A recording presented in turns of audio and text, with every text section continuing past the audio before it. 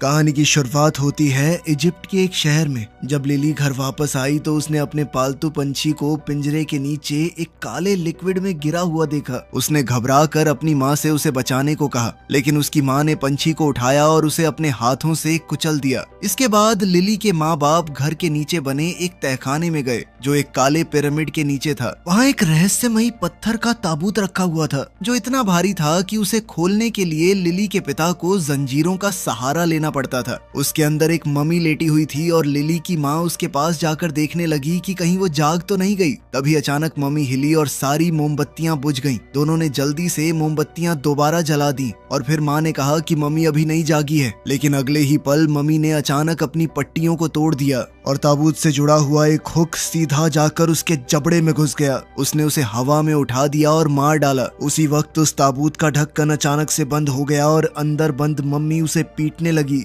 इस घटना के कुछ समय बाद हम चार्ली और लाइसा को इजिप्ट में देखते हैं जो अपने बच्चों के साथ यहाँ छुट्टियां मनाने आए थे। दोनों भागते हुए बाहर आए और देखा कि बच्चे लड़ रहे थे। उन्होंने तुरंत उन्हें अलग किया और पता चला कि सेबास्टियन ने केटी की डॉल बैल्कनी से नीचे फेंक दी थी, जिस वजह से वो टूट गई थी। लिसा को काम पर जाना था, इसलिए चार्ली ने टेप लगाकर डॉल को ठीक किया और वादा किया कि बाद में उसे किसी अच्छी दुकान पर ले जाएगा। लेकिन केटी अब भी गुस्से में थी क्योंकि सेबास्टियन को इस हरकत के लिए डांट नहीं पड़ी थी। उसे लगने लगा कि उसके माँ बाप सेबास्टियन को ज्यादा पसंद करते हैं। अपने पिता से बहस करने के बाद केटी बगीचे में खेलने चली गई। वहाँ उसने फेंस के पीछे एक औरत को खड़ा देखा। पहले उसे लगा कि वो उसकी दोस्त लिली है, लेकिन उस औरत ने कहा कि वो लिली की माँ है। उसने फूलों के साथ एक छोटा सा कारनामा दिखाया और केटी को उसकी पसंदीदा कैंडी भी दी। मगर केटी थोड़ी घबरा गई और कहने लगी कि उसे घर लौटना चाहिए। तब लिली की माँ ने उसे अपने बगीचे का एक फल दे दिया। इसी दौरान चार्ली को फोन आया और पता चला कि उसे अमेरिका में एक नई नौकरी मिल गई है। लेकिन जब वो मुड़ा तो उसकी नजर केटी के डॉल हाउस पर पड़ी और उसे कुछ अजीब लगा। उसने डॉल हाउस का दरवाजा खोला तो अंदर बहुत सारे कैंडी के रैपर्स पड़े हुए थे। हैरानी की बात ये थी कि ना उसने और ना ही लिसा ने बच्चों को कोई भी कैंडी दी थी। तो चार्ली ने सेबास्टियन से पूछा कि ये रैपर्स कहाँ से आए। इस पर सेबास्टियन ने बताया कि केटी की एक दोस्त है, वो उसे गार्डन में मिलने आती है, उसी ने दिए थे ये।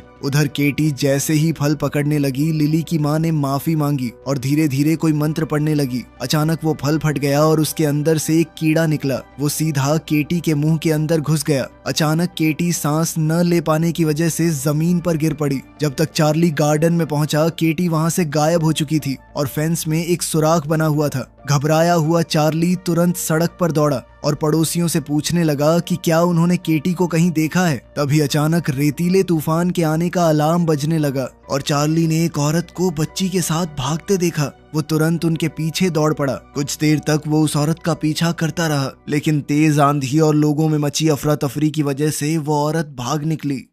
फिर बाद में पुलिस स्टेशन में डिटेक्टिव डीलिया लिसा और चार्ली से बात कर रही थी। दोनों ने उसे बताया कि केटी गायब हो गई है और उसे कैंडी रैपर्स भी दिखाए। डीलिया के बॉस ने उसे पहले परिवार की ही जांच करने को कहा क्योंकि उन्हें शक था कि शायद बच्ची को उन्होंने ही मारा हो। चार्ली को उनकी भाषा थोड़ी बहुत समझ आ गई और वो इस बात से बहुत ज्यादा गुस्सा हो गया। फिर इस घटना के 8 साल बाद हम देखते हैं कि ये परिवार न्यू मैक्सिको में रह रहा था। फिर भी उन्होंने केटी का कमरा बिल्कुल वैसे ही संभाल कर रखा हुआ था। अब उनकी एक और बेटी थी जिसका नाम माँ था और वो पूरी तरह तंदुरुस्त थी। लिसा की कैथलिक माँ कार्मेन भी उनके साथ ही रहती थी। केटी के गायब होने के बाद से ये परिवार कभी छुट्टियों पर नहीं गया था। उधर इजिप्ट के पूर्वी रेगिस्तान में एक लड़का अपनी साइकिल ठीक कर रहा था। तभी उसके पीछे अचानक एक हवाई जहाज क्रैश हो गया। आवाज सुनकर वो जांच करने गया और जंगल के अंदर उसे जहाज का मलबा मिला। पायलट की लाश जमीन पर पड़ी थी और उसके पास एक आंख भी पड़ी हुई थी। जब लड़के ने ऊपर देखा तो को पायलट एक पेड़ में बुरी तरह घुसा हुआ लटक रहा था। ये मंजर देखकर वो बेहद घबरा गया, वहां से भागा, लेकिन फिर थोड़ी दूर जाते ही गिर पड़ा, बिल्कुल उस पत्थर के ताबूत के सामने।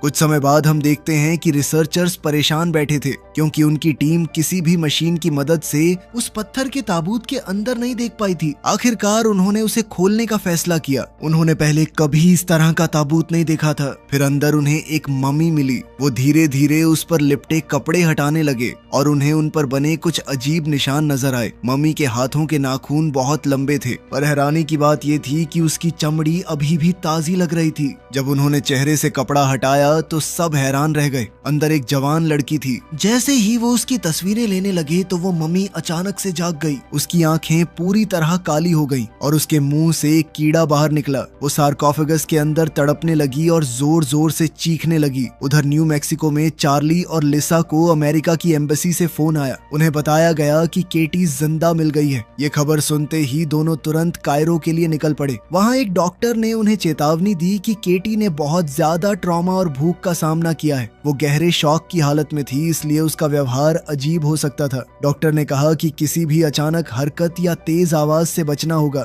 इसी वजह से उसे दवाइयां देकर सुलाया गया था। जब उसके माँ बाप आखिरकार उसके कमरे में गए तो उन्होंने देखा कि केटी का शरीर अब थोड़ा बदला लग रहा था। जब वो प्यार से उससे बात करने लगे तब उनकी नजर कुछ खरोचों पर पड़ी। डॉक्टर ने बताया कि हॉस्पिटल लाने के बाद केटी बार बार अपने आप को नोच रही थी। लिसा ने उसकी धड़कन सुनी और डॉक्टर ने बताया कि शारीरिक रूप से केटी अब भी काफी मजबूत थी। तभी केटी ने अपना एक हाथ हिलाया ताकि उसके माँ बाप उसका हाथ पकड़ सके, लेकिन अगले ही पल उसे एंजाइटी का दौरा पड़ने लगा। केटी को थोड़ा समय देने के लिए उसके माँ बाप कमरे से बाहर आ गए, लेकिन बाहर आते ही लिसा फूट फूट कर रोने लगी। इसके बाद डीलिया ने उन्हें उस रहस्यमयी सार्कोफेगस की तस्वीरें दिखाई जो लगभग 3000 साल पुराना था। उसने बताया कि केटी उस प्लेन में ले जाई जा रही थी जो क्रैश हो गया था। डीलिया को शक था कि केटी इंसानी तस्करी का शिकार बनी थी। अगले दिन चार्ली और लिसा केटी को घर ले आए। उसे देखकर उसके भाई बहन भी काफी घबरा गए। व्हीलचेयर को मुश्किल से सीढ़ियों पर चढ़ाया गया और केटी को उसके बेड पर लिटा दिया गया। फिर कार्मेन ने अपनी पोती के लिए प्रार्थना की और उसके माथे पर किस किया, लेकिन अचानक केटी सीधी बैठ गई और उसने कार्मेन के सिर पर जोर से अपना सिर दे मारा। उसके बाद उसका शरीर अजीब तरह से पीछे की तरफ मुड़ने लगा और वो बेड के ऊपर हवा में तैरने लगी। फिर उसकी पीठ से डरावनी क्रैक की आवाज आई और वो धड़ से बेड पर गिर पड़ी। अचानक उसका शरीर फिर से तड़पने लगा। चार्ली ने उसे पकड़कर रोक लिया ताकि लिसा उसे नशे की दवाई दे सके। फिर उस रात चार्ली जवाब ढूंढने के लिए सार्कोफेगस और उस पर लपेटे हुए कपड़े की तस्वीरें देखने लगा। उधर लिसा केटी के पास बैठी थी और उसे पुरानी फैमिली फोटोज दिखाते हुए उनकी पुरानी जिंदगी के बारे में बात कर रही थी, लेकिन केटी बस तकिए पर गिरकर चुप पड़ी रही। कुछ देर बाद जब चार्ली अपनी पत्नी को देखने गया तो उसने लिसा को केटी के बेड पर सोता हुआ पाया, लेकिन केटी वहां नहीं थी। अब दोनों घबरा कर उसे ढूंढने लगे। इसी बीच माँ की नींद कुछ अजीब आवाजों से खुल गई। उसने तुरंत सेबास्टियन को जगा दिया और जब उसने भी दीवारों के अंदर से आती हुई वो अजीबोगरीब आवाजें सुनी तो वो भी घबरा गया। अचानक ऐसा लगा जैसे दीवार के अंदर कुछ हिल रहा हो। सेबास्टियन ने तुरंत एक बैट उठा लिया, लेकिन कुछ करने से पहले ही उसके माँ बाप वहाँ पहुँच गए। फिर लिसा ने दीवार में बना हुआ एक छोटा दरवाजा खोला, लेकिन उसके सामने से कोई चीज तेजी से भाग गई और वो डर गई। वो दीवार के अंदर घुसी और उसने देखा कि केटी कुछ बॉक्सेस के पीछे छुपी हुई थी, लेकिन जैसे ही केटी ने उसकी आवाज सुनी वो भाग निकली। फिर एक डरावनी चेस शुरू हो गई। इधर चार्ली दूसरी तरफ से आवाजों का पीछा करते हुए उनके साथ साथ दौड़ने लगा। तभी दीवार पर एक बिच्छू रेंगता हुआ नजर आया। केटी ने तुरंत हाथ बढ़ाकर उसे पकड़ लिया और सबके सामने उसे खाना शुरू कर दिया। शोर सुनकर माँ और सेबास्टियन भी वहाँ पहुँच गए। वो बिल्कुल ऐन वक्त पर केटी के कमरे में आए और देखा कि केटी दीवार के अंदर से बाहर निकल रही थी, जबकि उसके माँ बाप उसे संभालने की कोशिश कर रहे थे। लिसा ने हिम्मत करके केटी के मुंह के अंदर हाथ डाला और बिच्छू को बाहर खींच निकाला, जिसके बाद केटी ने अजीब सी हरी उल्टी कर दी। फिर अगले दिन चार्ली बच्चों को स्कूल ले जाने लगा, लेकिन उसने देखा कि घर के दरवाजे के सामने बहुत सारे भेड़िए खड़े थे। उन्हें हटाने के लिए उसे कई बार हॉर्न बजाना पड़ा, तब जाकर वो रास्ते से हटे। फिर स्कूल पहुंचने के बाद चार्ली ने माँ से कहा कि फिलहाल केटी के बारे में किसी को कुछ न बताए। तब सेबास्टियन फिर पूछने लगा कि उसकी बहन के साथ असल में हुआ क्या था, लेकिन चार्ली ने कबूल किया कि उसे खुद भी इसका जवाब नहीं पता। उधर घर पर कार्मेन केटी के बाल कंघी कर रही थी, लेकिन उसके बाल लगातार झड़ रहे थे। वहीं लिसा उसके नाखून काट रही थी। तभी लिसा को एक अजीब सी आवाज सुनाई दी। जब उसने ध्यान से देखा तो वो डर गई, क्योंकि केटी के पैरों के जो नाखून अभी काटे गए थे वो उसके मुंह के अंदर दोबारा नजर आ रहे थे। इस बीच चार्ली केटी के कमरे की दीवार वाली खिड़की पर ताला लगा रहा था कि तभी उसकी नजर गलीचे के नीचे एक खून के दाग पर पड़ी। जब उसने गलीचा उठाया तो उसका खून जम गया। नीचे एक काला चिपचिपा पदार्थ फैला हुआ था जो लकड़ी को धीरे धीरे खराब कर रहा था। उधर लिसा जब केटी का आखिरी नाखून काटने लगी तो वो इतना सख्त था कि उसे ज्यादा जोर लगाना पड़ा। इस वजह से नाखून के साथ उसकी काफी सारी चमड़ी भी उखड़ गई। अचानक चार्ली को कार्मेन की चीख सुनाई दी। वो तुरंत तुरंत बाथरूम की तरफ भागा और देखा कि दोनों औरतें जमीन पर गिरी हुई थी, लेकिन केटी वहां नहीं थी। तभी एक आवाज सुनकर उसने देखा कि केटी सीढ़ियों से नीचे भाग रही थी। पास में दीवार पर खून से बना एक हाथ का निशान भी था। जब चार्ली ने एक दरवाजा खोला तो उसने देखा कि केटी बहुत दर्द में थी और एक लोहे की रॉड से अपने पैर को बार बार मार रही थी, जैसे वो उसे अलग कर देना चाहती हो। कुछ देर बाद हम देखते हैं कि केटी को फिर से दवाइयां देकर बेड पर लिटा दिया गया और लिसा ने उसके पैर पर पट्टी बांध दी थी। चार्ली ने कहा कि उन्हें केटी को किसी स्पेशल हॉस्पिटल में भेजना चाहिए, लेकिन लिसा ने साफ मना कर दिया। वो अपनी बेटी को दोबारा खोना नहीं चाहती थी। तभी दोनों के बीच कॉरिडोर में बहस शुरू हो गई। इसी दौरान चार्ली को एहसास हुआ कि लिसा अब भी केटी के गायब होने के लिए उसे दोष देती है, लेकिन चार्ली ने याद दिलाया कि उसे भी उस कैंडी वाली दोस्त के बारे में कुछ पता नहीं था। ये बात सुनकर लिसा और ज्यादा दुखी हो गई और उसने चार्ली के मुंह पर दरवाजा बंद कर दिया। फिर बेडरूम में लिसा रोते हुए केटी से बात करने की कोशिश करने लगी। वो उससे बोलने के लिए कह रही थी, लेकिन जब कोई जवाब नहीं मिला तो गुस्से में उसने केटी को हल्का सा झंझोड़ दिया। इसके जवाब में केटी ने उसके मुंह पर थूक दिया।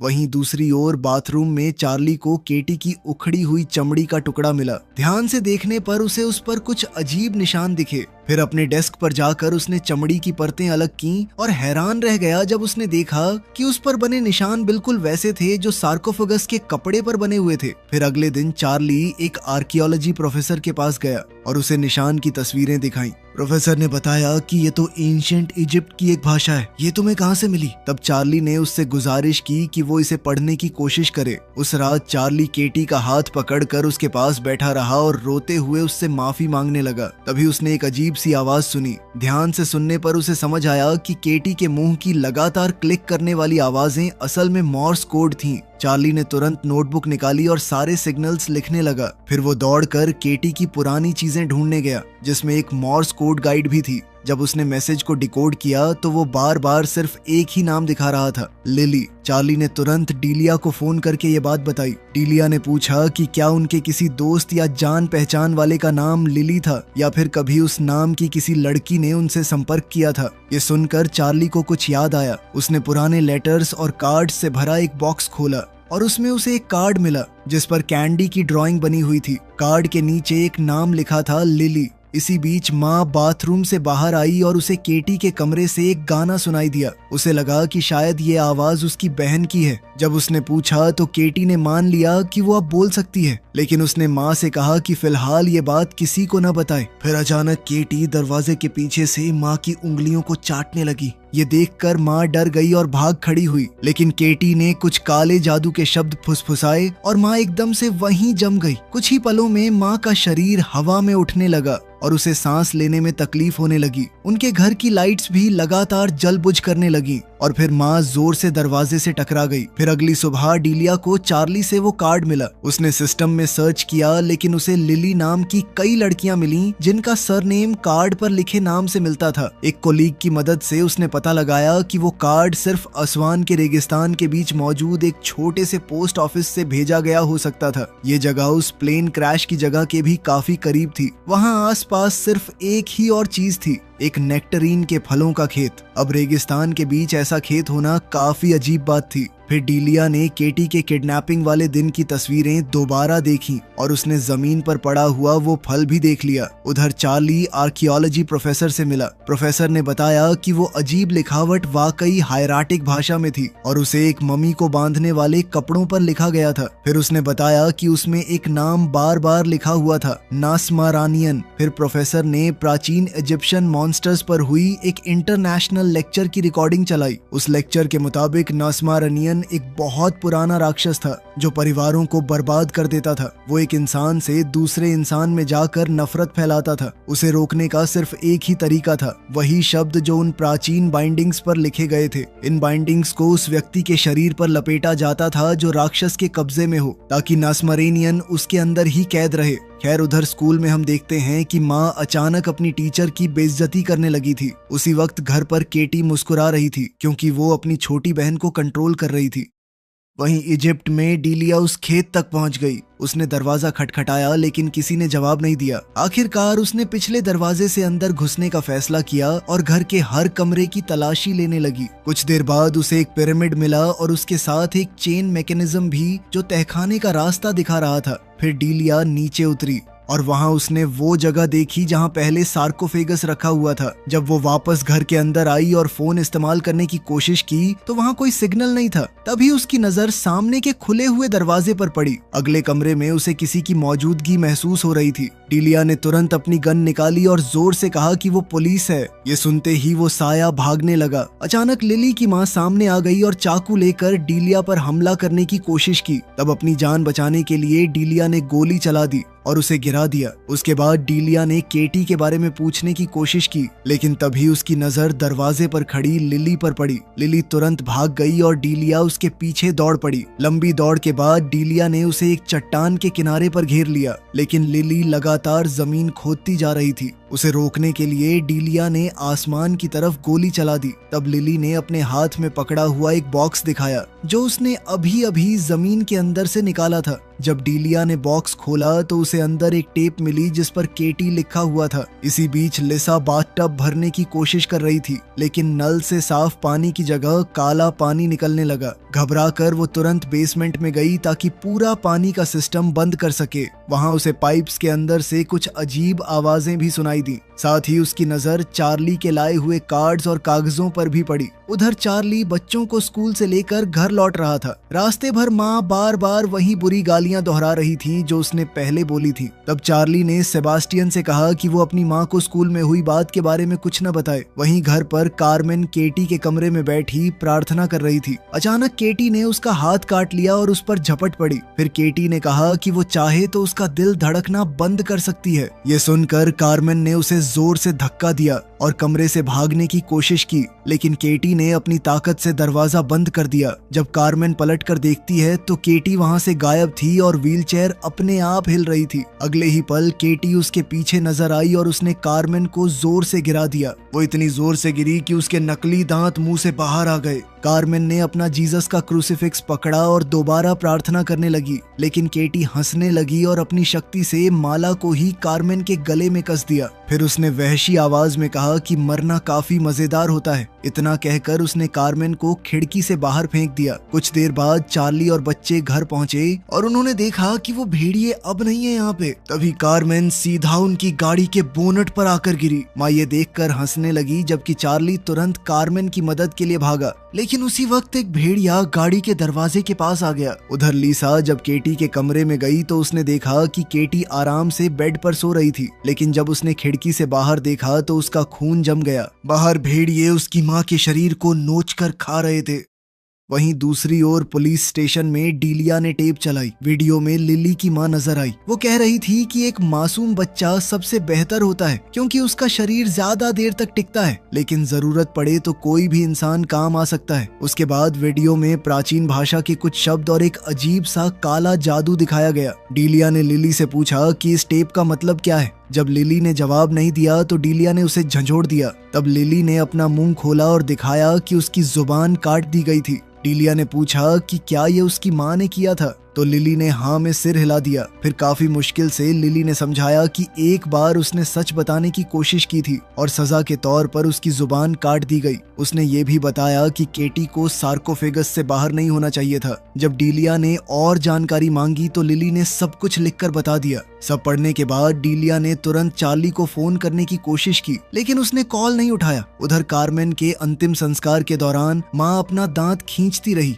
जब तक कि वो जड़ से निकल नहीं गया। वहीं चार्ली केटी के बंद कमरे के बाहर बैठा हुआ था। तब सेबास्टियन आया और उसे बताया कि उसकी माँ उसे बुला रही है। चार्ली फिर लिसा के पास गया। इस बार लिसा भी मान चुकी थी कि केटी को किसी खास हॉस्पिटल में भेजना ही पड़ेगा। इसी दौरान सेबास्टियन केटी के कमरे के बाहर पहरा दे रहा था। तब उसने अंदर से केटी की आवाज सुनी। केटी बहुत प्यार और मासूमियत से बोल रही थी कि वो भी सबके साथ रहना चाहती है। ये सुनकर सेबास्टियन डर गया। वो दौड़कर अपने कमरे में चला गया और हेडफोन्स पहनकर खुद को उस आवाज से दूर करने की कोशिश करने लगा, लेकिन सेबास्टियन के दिमाग में अब भी केटी की आवाज गूंज रही थी। केटी उससे पूछ रही थी कि क्या उसे वो गुड़िया याद है जो उसने बालकनी से नीचे फेंक दी थी। फिर उसने कहा कि उसी बात से उसे भी ग्रैंडमा को फेंकने का आइडिया मिला था। उधर किचन में माँ के सारे दांत टूट चुके थे। छत पर एक दाग नजर आ रहा था जो बिल्कुल केटी के कमरे में मिले खून के दाग जैसा था। कुछ ही देर में वो हिस्सा टूट गया और अचानक उसमें से केटी बाहर आ गई। फिर माँ कार्मेन के ताबूत के पास गई और उसके मुंह से एक धागा खींचने लगी। धागा खींचते ही कार्मेन का मुंह खुल गया। जब माँ ने अपने माँ बाप की तरफ मुस्कुरा कर देखा तो उसके मुंह में कार्मेन के दांत लगे हुए थे। तभी एक आदमी गलती से उससे टकरा गया तो माँ अचानक उस पर टूट पड़ी और उसकी गर्दन पर झपटने लगी। जब आसपास के लोग उसे रोकने की कोशिश कर रहे थे तब केटी छत पर रेंगती हुई ताबूत के ऊपर पहुंच गई। फिर वो सीधा ताबूत में कूद गई और कार्मेन पर टूट पड़ी। ये देखकर लिसा घबरा गई और केटी को बाहर खींचने के लिए दौड़ी, लेकिन ताबूत का स्टैंड टूट गया और दोनों शरीर बाहर गिर पड़े। उसी पल माँ होश में वापस आ गई, जबकि केटी कार्मेन के जख्मों से बह रहा खून चाटने लगी। फिर अंतिम संस्कार खत्म होने के बाद केटी को व्हीलचेयर से बांध दिया गया और उसके कमरे की खिड़की भी सील कर दी गई। अब चार्ली उसके कमरे में बैठकर उस पर नजर रखने लगा, लेकिन इससे भी केटी की शक्तियां नहीं रुकी। वो बार बार सेबास्टियन को अपना सर बेड से टकराने पर मजबूर कर रही थी। उधर लिसा सामान पैक कर रही थी और माँ लगातार उसे बुरा भला कह रही थी। वो कह रही थी कि लिसा एक बुरी माँ है। तभी अचानक केटी की व्हीलचेयर हवा में उठने लगी और इसी दौरान घंटी बजी। दरवाजे पर डीलिया थी। वो अपने साथ वो टेप लाई थी और लिली की माँ ने जो कुछ कहा था उसका मतलब समझाने लगी। उसने बताया कि एक शरीर लंबे समय तक राक्षस को रोक नहीं सकता, इसलिए राक्षस को कैद रखने के लिए बार बार एक नया शरीर तैयार करना पड़ता है। जब से उनके परिवार को ये श्राप मिला था तब से 82 बार मम्मी बनाने वाला काला जादू किया जा चुका था। लिली की माँ ने ये वीडियो इसलिए रिकॉर्ड की थी ताकि आने वाली पीढ़ियां भी इस प्रक्रिया को जारी रख सकें। वीडियो में फिर केटी को सार्कोफेगस के ऊपर लटकाया हुआ दिखाया गया। उसके पास पिछली मम्मी भी रखी हुई थी। जैसे ही लिली की माँ मंत्र पढ़ने लगी, मम्मी जाग उठी। उसके मुंह से एक काला लिक्विड निकला जो उसने केटी के मुंह में थूक दिया। इसके बाद सब लोगों ने केटी को जादुई कपड़ों में लपेट दिया और उसे सार्कोफेगस में बंद कर दिया। डीलिया ने समझाया कि राक्षस को जमीन के नीचे कैद रखना होता है, लेकिन अब वो आजाद घूम रहा था। उसी वक्त केटी ने अपनी शक्तियों से सेबास्टियन को अपने पास बुला लिया। फिर सेबास्टियन खिड़की तोड़कर उसके कमरे में घुस गया। फिर उसने केटी की मदद की और उसके शरीर से सारी पुरानी चमड़ी हटा दी, जिससे उसकी नई चमड़ी बाहर आ गई। उधर लिसा अपनी बेटी को बचाने के लिए घबराहट में दौड़ रही थी, मगर इसी बीच डीलिया ने कोई आवाज सुनी। उसे पता नहीं था कि कार्मेन अपने ताबूत से बाहर आ चुकी थी। अब डीलिया तुरंत ऊपर भागी और लिसा के साथ मिलकर कमरा खोलने की कोशिश करने लगी। बाहर एक भयानक तूफान पूरे घर को घेर चुका था। वहीं लिविंग रूम में चार्ली अब भी टीवी के सामने सन्न बैठा हुआ था। तभी उसने एक आवाज सुनी। जब उसने पलट कर देखा तो उसके होश उड़ गए। उसने देखा कि कार्मेन वहां बैठी अपने ही अंतिम संस्कार का खाना खा रही थी। कार्मेन ने फिर चार्ली को गंदे इशारे करके अपने पास बुलाया, लेकिन उसी वक्त चार्ली को लिसा की मदद के लिए चीखने की आवाज सुनाई दी, इसलिए वो तुरंत वहां से भाग गया। उधर लिसा और डीलिया मिलकर दरवाजा खोलने की कोशिश कर रही थी। वो सफल होने ही वाले थे कि तभी केटी की ताकत ने उन्हें पीछे धकेल दिया।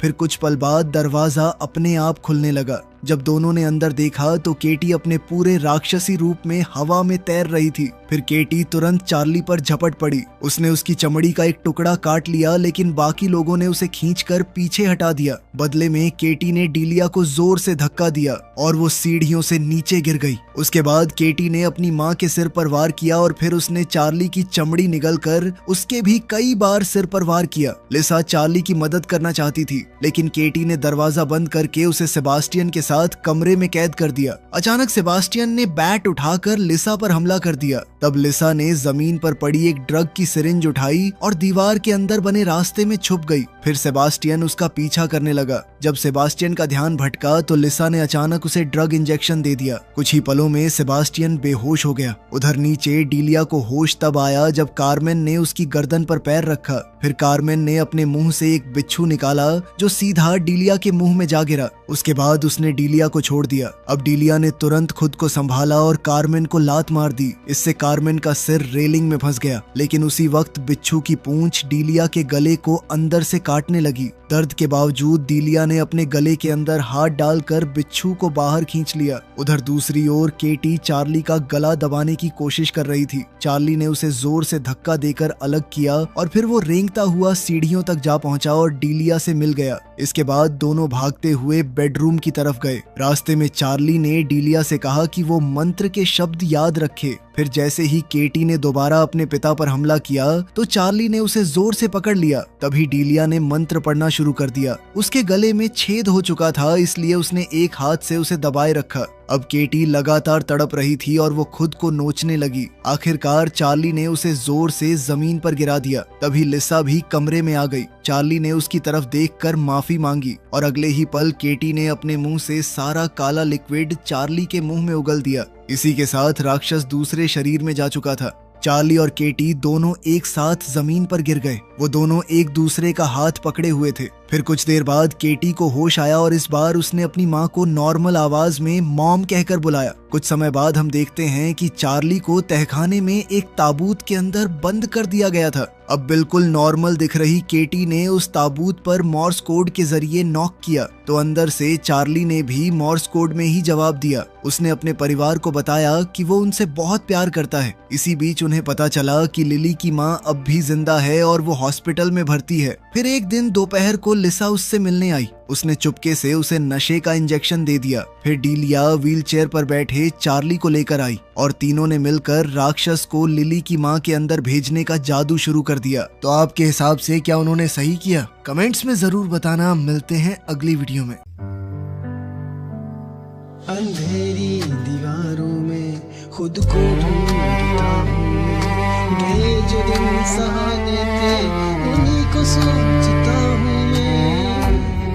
तुम्हारे बिन ये मौसम भी बड़ा बेसर्द लगता है। दिल का हर एक कोना अब बहुत ही दूर भरता है। अंधेरी दीवारों में खुद को ढूंढता हूँ मैं। ये जो दिन सुहाने थे उन्हीं को सोचता हूँ मैं। तुम्हारे बिन ये मौसम भी बड़ा सर्द लगता है। दिल का हर एक कोना बहुत ही दर्द भरता है। मेरे साए भी मुझसे अब जुदा होने को कहते हैं। तुझे खोने की राहों में ये आंसू बहने लगते हैं। कहाँ जाऊं कहाँ ढूंढूं मेरा वो साजो सामा तो मेरी हर एक तमन्ना तू। मेरी रूह का मकान तू। लकीरों में नहीं लिखा जो तुमने ख्वाब देखा था। वफा की इस कहानी में फकत एक गम ही लिखा था। सितारों से भी पूछता है पता तेरा कहाँ होगा। मगर खामोश है दुनिया कहाँ मेरा जहाँ होगा। बस एक बार मुड़ के देख ले मेरी बेबसी की सूरत। मुझे है आज भी तेरी वफा की सख्त जरूरत।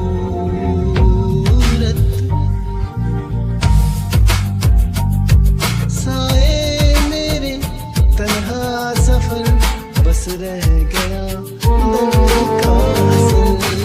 साए मेरे तन्हा सफर बस रह गया दर्द का असर।